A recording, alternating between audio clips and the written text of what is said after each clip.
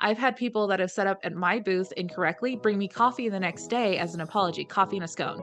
I don't eat scones, so please don't ever bring me a scone. But the thought was there, and that's what was important. And they got me one of those like super sugary frappuccino things of doom.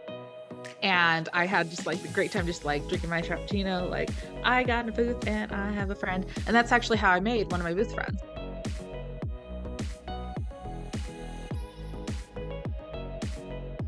Hi, everyone. Welcome to Behind the Booth. I'm Jade, and with me, as always, is my award winning producer, Heather.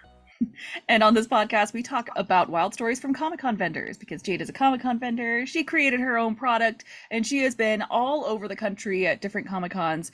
And today we're talking about something that is actually, like, I think it's kind of fun to talk about because it's maybe because it's drama. I don't know, but a little bit of Ah, conflict resolution because you will find out lots of random things come up and a lot of people don't handle them very well. And well, I just from personal experience, Jade is one of the best conflict resolution people that I've ever been with because she thinks about everything that is in relation to it and like makes very informed decisions. So Jade, start us off. well, anyone who's a friend of mine would find that statement very like hilarious. Like, oh, she's good at conflict resolution because I'm like, I'll kick your ass. I'll kick your ass. Oh, you know your ass is next. Like, I have Okay, that okay, kind yeah, of you say that, but like I've never actually seen you kick someone's ass, so I'm just it's a lot of bluster. No, I'm kidding. you got really close when I saw that when I thought a hate crime was happening. That's true. You got real close to that one because there's less talking and more like, yep, gonna go to jail today. And then you just, yeah, so that's how that happened. So conflict resolution is it's an important skill and it's one that is not taught very often. And I find that to be very frustrating because I mean, everyone knows on this channel, if you listen to any of the other podcasts, I fucking hate math. And I don't know why we spend fucking 4 years on various forms of trigonometry and shit. And we don't teach people how to do their taxes and we don't teach them basic communication skills like conflict resolution. And these are things that, I mean, on a daily basis, you can use proper ways to resolve issues that don't have to escalate. And some of this I learned by being around a family that didn't have conflict resolution skills and also having a minor in psychology. We have to understand where other people are coming from first, even if it's not our fault. And that's one of the things that you'll run into at a lot of these events. Something will occur that will affect you. And there's like this domino effect of everything kind of imploding. I have been on the end of both, and I'm gonna share a few stories of what I've seen, how I would have handled it, and how I've been exposed to things and how I handled it firsthand. So, one thing you see a lot when you arrive at these events, assuming that your packages came in, your luggage came in, your flight was on time, assuming everything is great. A lot of times you'll show up to your booth, which you have in theory, if you listen to this channel, you've read your emails, you've marked it down on the map, you've announced it on social media, and you arrive at your booth and someone else is already set up in there. And it's not like, oh, they put their suitcases on, or it was the booth next to them that they were building their booth and they put things on your table. I've come to a booth where somebody has literally set up in the wrong place. And it happens. As somebody with numbers dyslexia, I can definitely see how, A36 and A63, you got those confused. So the first thing you need to do when you see that is try to look for the person that has the booth and compare notes. Sometimes people will set up a day ahead of you or they set up that morning and went to go sleep. I do that all the time. And they won't be there. So if there's nobody there, if they don't have a card or something on their table, which a lot of us don't, where you can text them or contact them, and try to resolve it in a polite way of saying like, "Hey, I was pretty sure this was me. Do you mind checking your email?"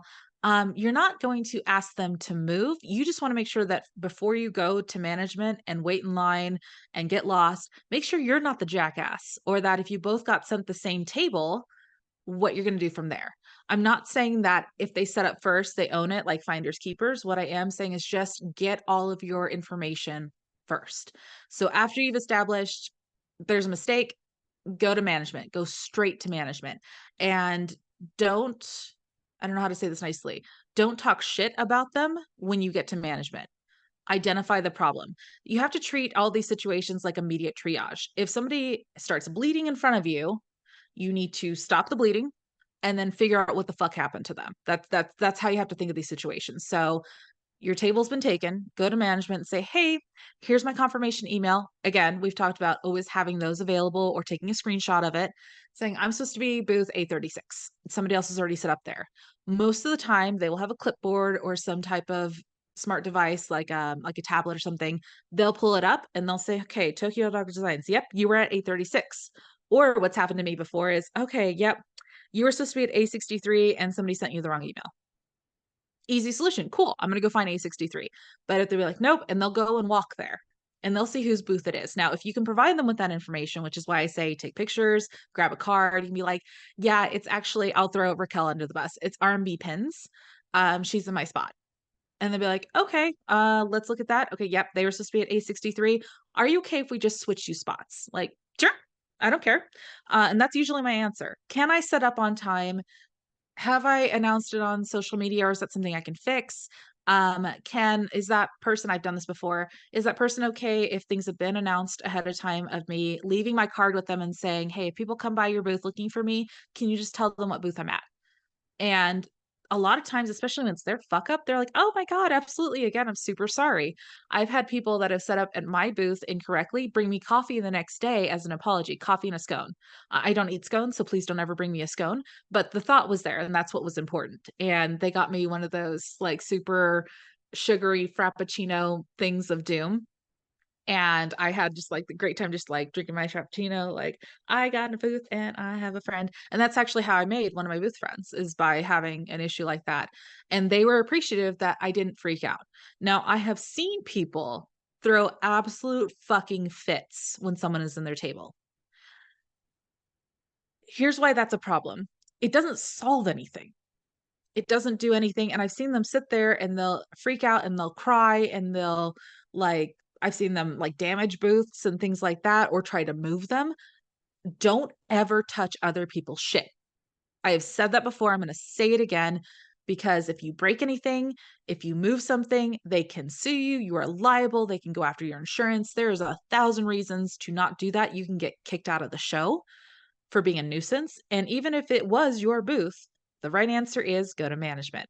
And you will hear from management all the time, like, I don't know why vendors try to police each other. Just come to us. Like, that's why in the email you have our emergency numbers. That's why we have on the map where to find us. That's why you have contact people for Artist Alley specifically or for General Pop specifically. Like, they have people that, especially if you go to proper shows, they have people that are specifically there to handle those problems and they've had the training to do it.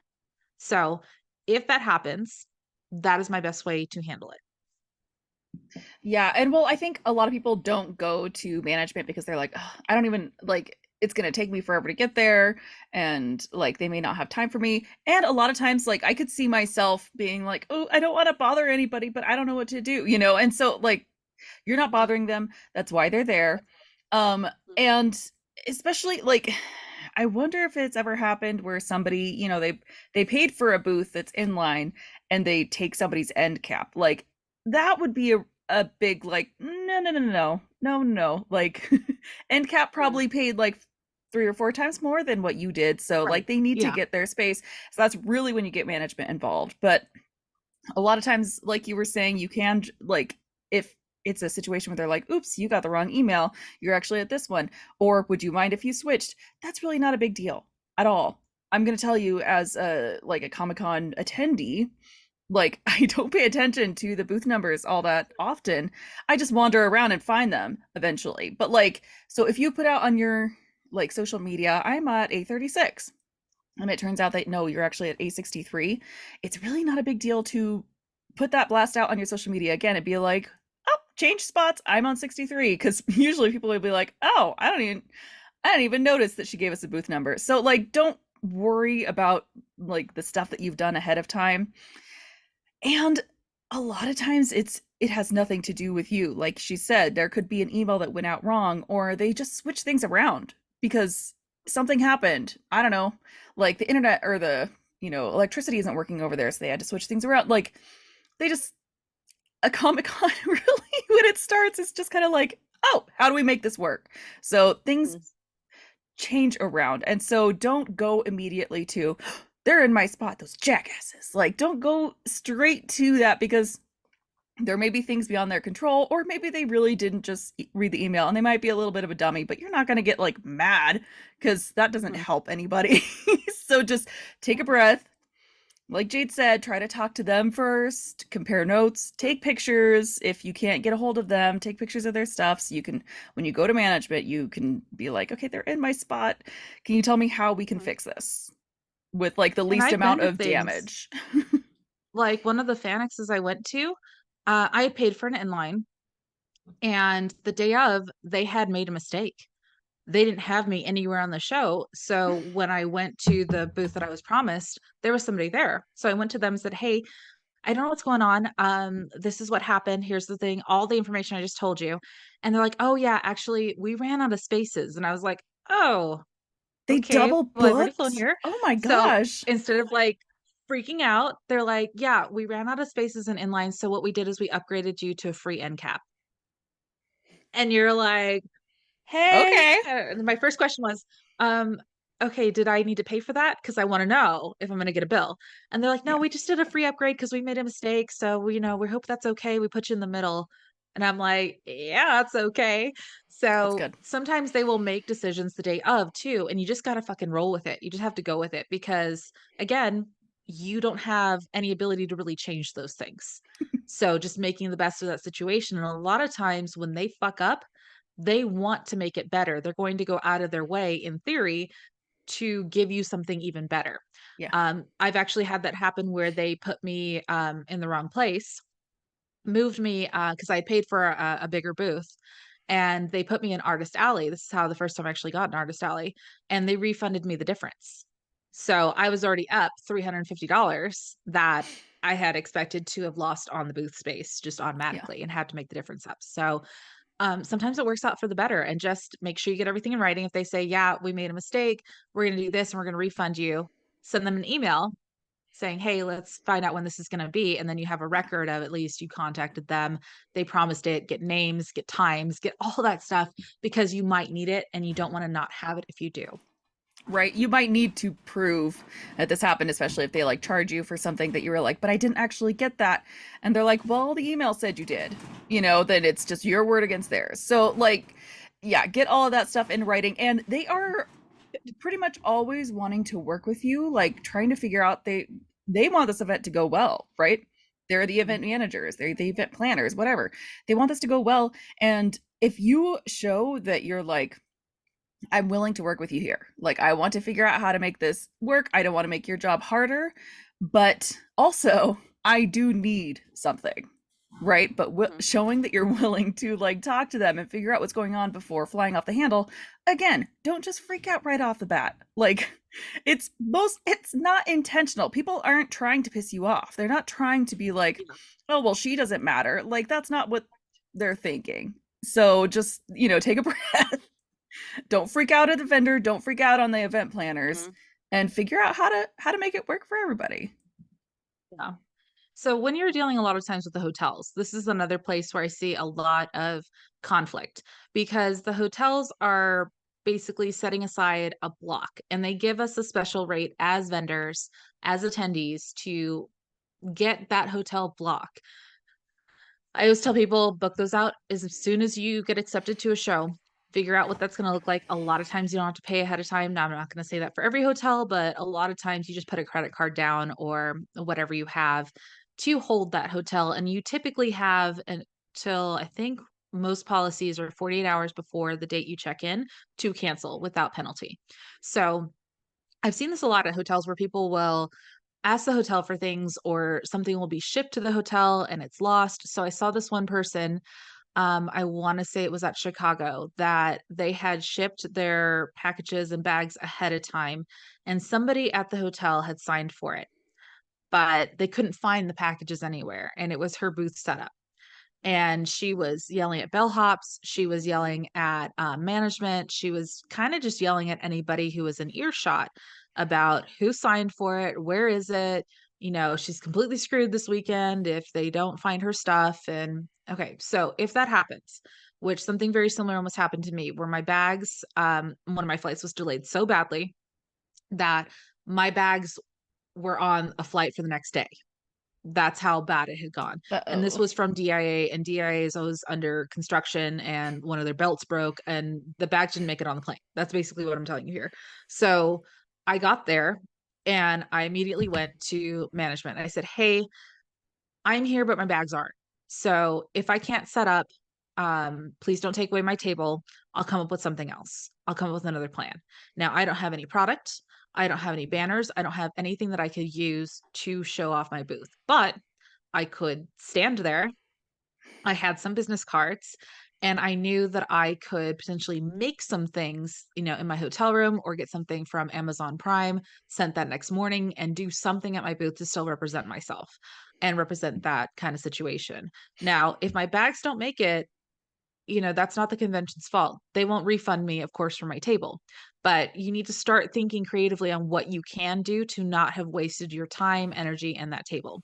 So this person was freaking out and yelling at people. And really what it needed to come down to was getting information. Who signed for it? What's the name that signed? Okay, can we find that person or does that person not exist? I have seen things like that where they're like, well, there's not a Jonathan who works here. Okay. Who else has a J name? Start working there. Was it James? Was it Janine? Was it Janet? Like start figuring out who might have signed for it.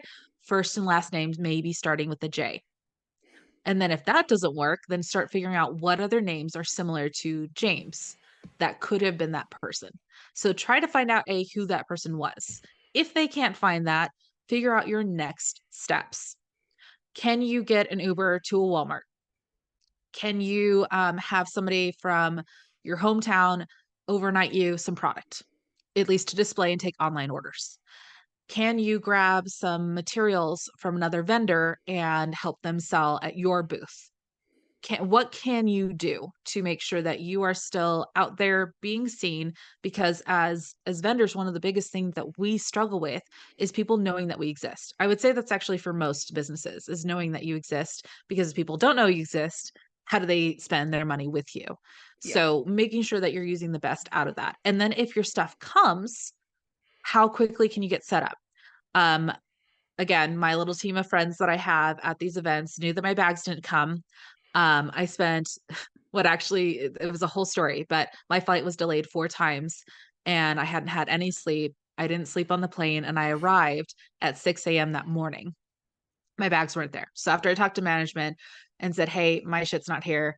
And it's Friday. I know Friday's not a big day, but please don't give away my table because they will go on Friday. If you're not set up and they can't get a hold of you, they're going to call you a no show, no whatever, and they're going to give your booth away to the people next to you or somebody that has shown up that is on standby.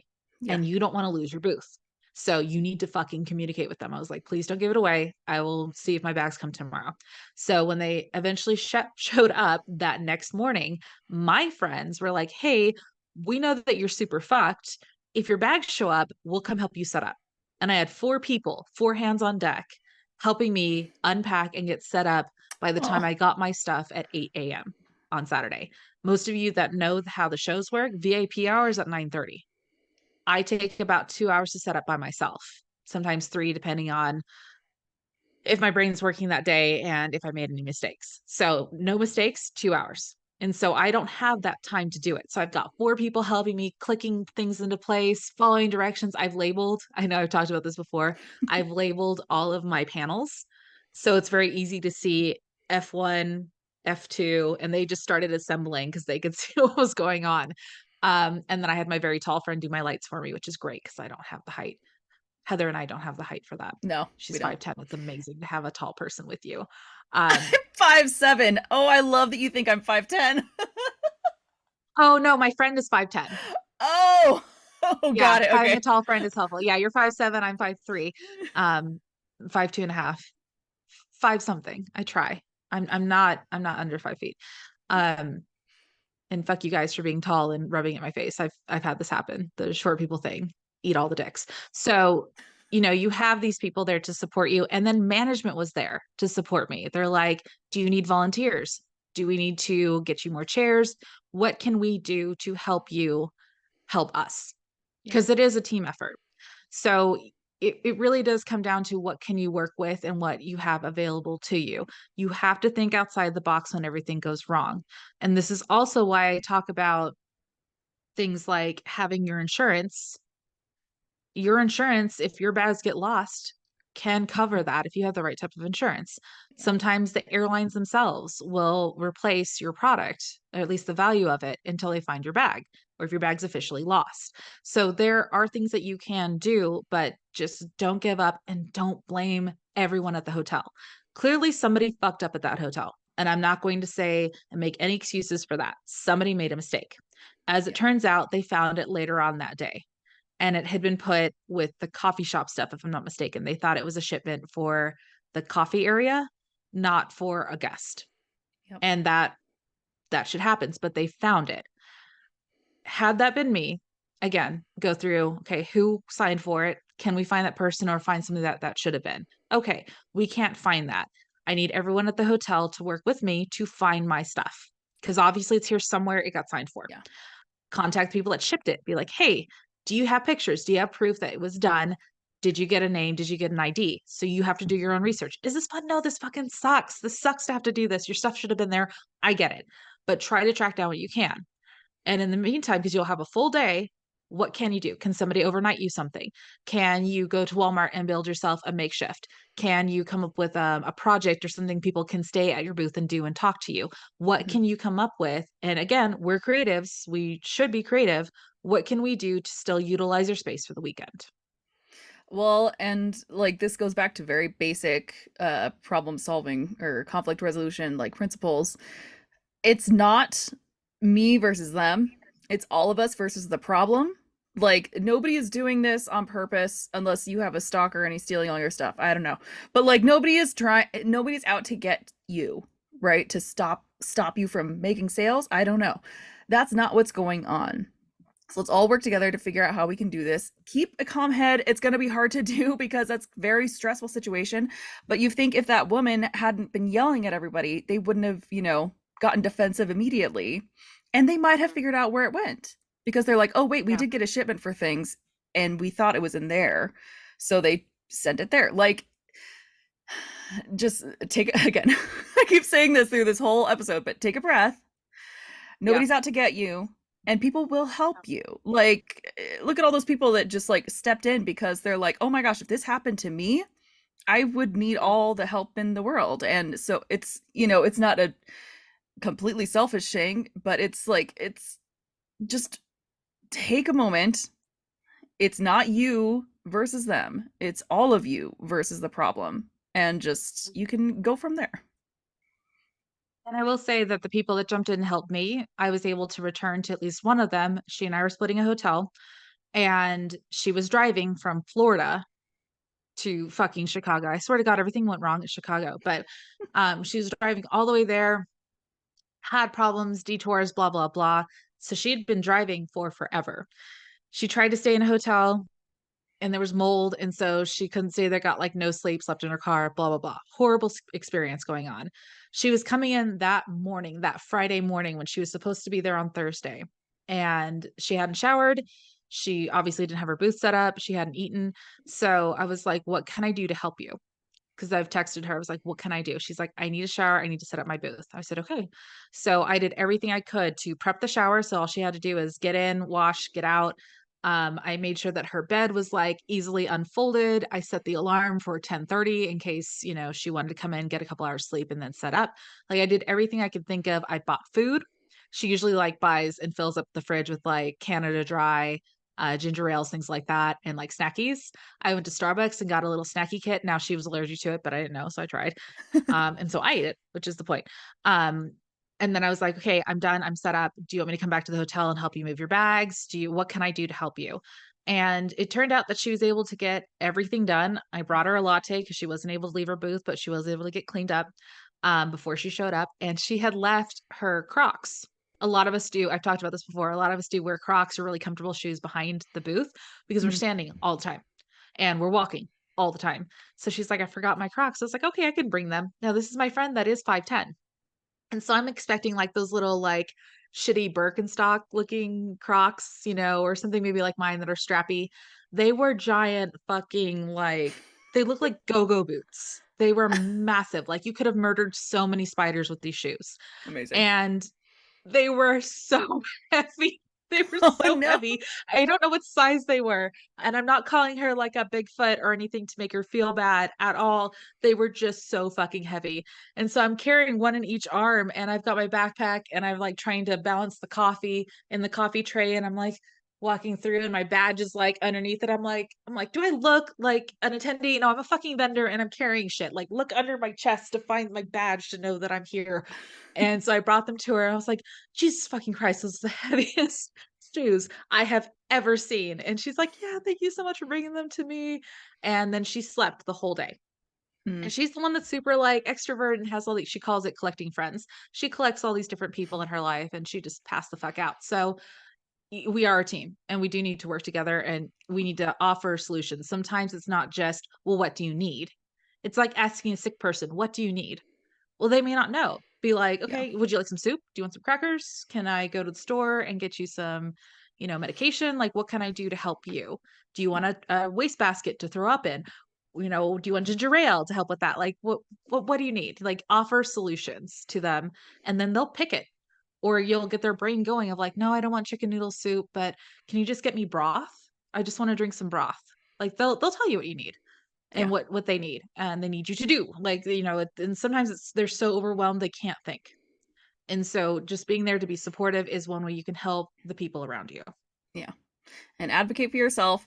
Find solutions. That's one of the biggest things that I noticed is going around with you is that when there is a problem, you'll be like, okay, these are some things that I've thought of that could make this situation better, which Right. is like you said, I mean, you're going to these event planners, they have a million problems. They have a million fires that they're putting, not literal, metaphorical fires that they're putting out right now. And so like if you come and be like, you need to move me because this person is freaking me out. That's actually another story. I think we've talked about it. But We like, have, yeah. yeah, we have. And like, instead of saying, you need to figure this out because I'm having a problem, be like, hey, so this is a situation that's going on. I would love to help, like, figure it out and then give them solutions. Again, us, not us versus them, all of us versus the problem. So the last one I want to talk about is how to get things when it's your fault. There's nothing wrong with making mistakes, just don't make them again. So I had gotten to one of the events and I was missing some things that I needed. And so I went to the event planners and said, "Hey, I fucked up and here's what's going on. I needed extra chairs that I didn't have. The location of my table was not going to work. There was somebody, so sometimes in artist alley this happens a lot where they'll put like 4 or 5 tables in a row and only have exits on either side.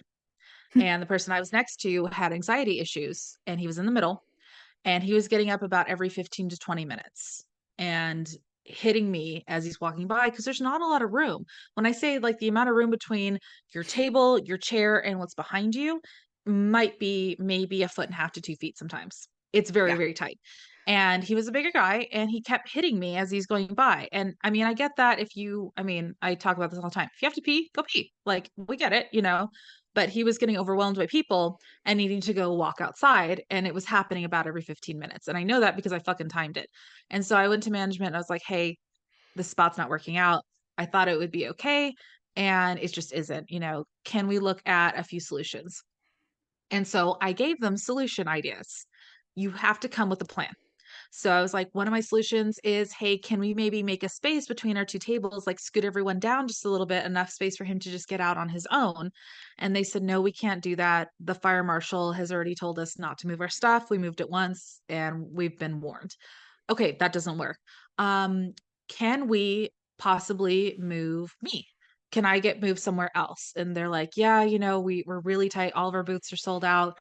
We can see if somebody wants to trade with you, but it sounds like this person is having a medical issue. We'll see if maybe we can move them. I said, I understand that. They've got a lot of paintings, and they were literally painting like tiny little thing, and they had their paint out, like they were painting as the event's going, which you'll see that a lot. Yeah. And I was like, they've got a lot of equipment. Like, can I help them move? And I don't want to be the person to go up to them and be like, hey, you're driving me fucking nuts. Um, and again, this was a problem that I had. This is not, they were not doing anything wrong by getting up. The fault was not with them. And as a person with anxiety issues that has panic attacks, I understood, but it was bothering me. And I was the problem. I was the fuck up in this. And so I was like, hey, can I help them move? Can somebody maybe come with me and talk to them about what our solutions are since we can't move me? And they said, yeah, actually, we're looking at making an ADA table, Americans with Disabilities table. And they're like, maybe we can make it look like he's getting featured at an end cap or something. We'll just build him a spot. And I was like, great. Cause you don't want to come and be like, hey, I'm with management and you're driving everyone around you fucking crazy. So we're going to move you. They came at it with such a great attitude. And they're like, hey, you have a lot of artwork here. We think it'll be better featured towards the front because we want to bring more people into Artist Alley. This person was amazing, by the way that they did this. It was just very impressive. And they're like, so we're going to bring some crew members over, and your neighbors said that they'll help you move your stuff out to this other spot. Is that going to be okay with you? And he's like, oh, that would be so great. I would love that. And so they basically gave him more space to get up, to go for a walk. He had a helper with him to make sure that his booth wasn't ransacked while he was gone. And that guy knew what was going on. He knew that there was an issue happening, but he didn't know how to fix it. And a lot of times you don't know how to fix it. And when I went to management, I gave them 3 options of what I thought could possibly work, and they came up with basically a 4th creative option, but I went to them without yelling or whining or panicking. Um, and I went to them like, "Hey," and I was frustrated. I was frustrated because it was a problem with my space, and I was getting physically hit in the back of the head. Nobody likes that, just in general, and he didn't mean to do it. It just happened. So I was like, "Hey, so this is what's going on." And when I talk about conflict resolution, I always say smile, even if you're upset. Like, I am very upset and I need to work with this, and I'm not upset with you. Make sure you say that. Like, I know this has nothing to do with you. I know in no way did you cause this, but I need your help. I Yeah. need us to work together on fixing this situation. And when they feel like you're on their side, when they feel like you're coming to them with solutions, they're more willing to work with you. And a lot of times you'll bring solutions they didn't even think of, things that never occurred to them, like, oh, yeah, maybe we should have a section for people that, are artists in wheelchairs, artists with anxiety issues, or artists that have service animals. Like, there was another artist that I knew where she brought her service animal, and the person next to them was allergic to dogs. Like, Oh, yeah. that what do you do? Yeah. So instead of going to management saying, hey, can we move me or maybe put a divider or something between us so the dog hair can stay on that side, she bitched them out for allowing people to bring animals onto the floor. And they're like, it's a service animal. This person has the right to do this. And she's just like, well, I can't believe that you're doing that. You're going to make me suffer this whole time. What about my rights? What about what I want? And again, the solution could have been put a drape between them, move one of them, see if maybe even the 2 artists, because they always put us in rows, see if somebody can switch, just go right next to each other and switch places. There are 1,000 ways to come up with a Yeah. solution, and management eventually did come up with a solution for her, but there was no reason to freak the fuck out on them. Now, does it suck? Yeah. I've had horrible allergies in places and thought I was gonna die. And is it impossible to talk to somebody when you're sneezing? Yes, you can't sell shit. I get it. And no one wants to touch you because they think you have fucking COVID. So they're going to avoid your booth like the plague. I understood all of her concerns, but Yeah. she came at it with no solution in mind. Yeah. So go there, smile, offer, and then don't. This sometimes can come off as a bribe, but offer to help them out in some way. Like, hey, I'll bring you guys donuts tomorrow. Or can I get you As a a coffee thank while you work you. on this? It's more of a thank you. Like, thank you. I know Yeah. I was having an issue and I really appreciate that you're helping me. Like, Yeah. or yeah. It's not a bribe. And well, like, Yeah. and thinking of this in a completely like selfish, I put in quotes, selfish in quotes. Like if you're if you're talking to the event people or the vendors around you and you're just whining and complaining about people, like they're gonna remember that. They're gonna be like, man, she was a bitch. Like, I really don't want to be next to her. The event planners will Yeah. pay attention to that. And they'll be like, we're not gonna let her come back because she was just a problem, and she didn't come at it with a, we're all here for the same reason, so let's all find a solution. She was here with a you guys need to serve me attitude. So just remember that. Like, again, take a breath. We're not trying to hurt you. Nobody's trying to hurt you. And that's really hard because it feels deeply personal It sometimes. does. And I can say, based off of my interactions this last year with specific teams, specifically with Fan Expo, their management will come by my booth at least once on Friday and Saturday and be like, "Hey, how's everything going? Do you need anything?" Because I've been, I want to say, good to them, because I have thanked them, because whenever there's a problem, I bring a proper solution instead of saying like, "Hey, well, you guys need to fix it." And I have a really strong relationship with them. So when I need something, it's not because I'm a princess and I just like want it. It's like, "Hey, I didn't get enough fucking chairs. Like, I have no chairs Yeah. at my booth. How do I get chairs? Who do I talk to? Where's the design person? Because I'm going to get up their ass." I mean that nicely. But I mean, I've to booths where I didn't have a trash can, didn't have chairs, didn't have a drape, I didn't have anything. And I was like, can I get those? And they're like, Yeah. "Yeah, sure. We'll bring it over by 3 o'clock." I'm like, "Cool. That'd be Yeah. fucking great." And then when it didn't get done, you go and be like, "Hey, I was promised 3. Yep. So since I don't have them, can I have your chairs and you guys get the chairs?" And that's work too. Yep. I think Well, and remember, being like unproblematic doesn't mean being a yeah, pushover. Like, yeah. ask for the things that you need, be kind about it, obviously. But, you can be Assertive. unproblematic. Yeah, you can be unproblematic and still ask for the things that you need, and like still kind of be a bug up their ass, but you can be like you're not an asshole if you're just asking for what you Yeah. want and if you're doing it kindly. There's a way to ask for something, and then there's a way to be a thorn in someone's balls. Yeah. And you have to be somewhere in between. You And can't just be you like, know "Oh, what it well, is then they too. forgot about me." Don't be like, Huh? I can't tell. Like, you know when you're being an asshole and when you're not. You Yeah. know it. So don't pretend like you don't. And there's times when I've said something to management and people that are just being fucking morons, and then I'll look at the people next to me and I'm like, "Wait, was I stupid? Was I out of line? Was that me?" And they're like, "No, that person's a fucking idiot." So you can always poll the people around you and see like, "Hey, am I being a dick or Yeah. are they just dumb? Like, which one is it?" And people will be like, like Heather, I use her all the time with this. Like, I'm like, "Am I wrong? Am I the asshole?" She's like, Oh, You no. probably could have handled that a little bit better." Um, or she'll be like, "No, no, that they're dumb. They fucked that up." So, and she does this eyeball thing of like,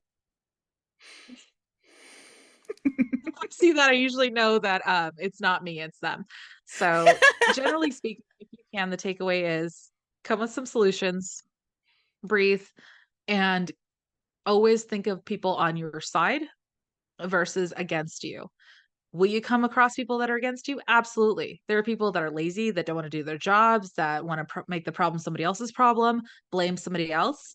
That can all happen. And that can even happen with higher management. It may not be like the bellhop, it might be the person is managing the whole hotel. They might be that person. But the good news is you don't always have to work with that person, and there's always somebody above them. Not saying don't immediately ask for a manager, but give them the opportunity to fix it and defect the situation. If they're unwilling to do that, move on to the next person who can help you, and you'll be surprised as to who can help you. So yeah, exactly like Jade was saying, we're all in this together, at the risk of sounding like High School Musical. We're all in this together. Anyway, but we Never are, seen and that. you've never seen it? It's ridiculous. It's I've only seen the adorable South though. Park version, so that's all I Oh know. God, I'm not ready for that.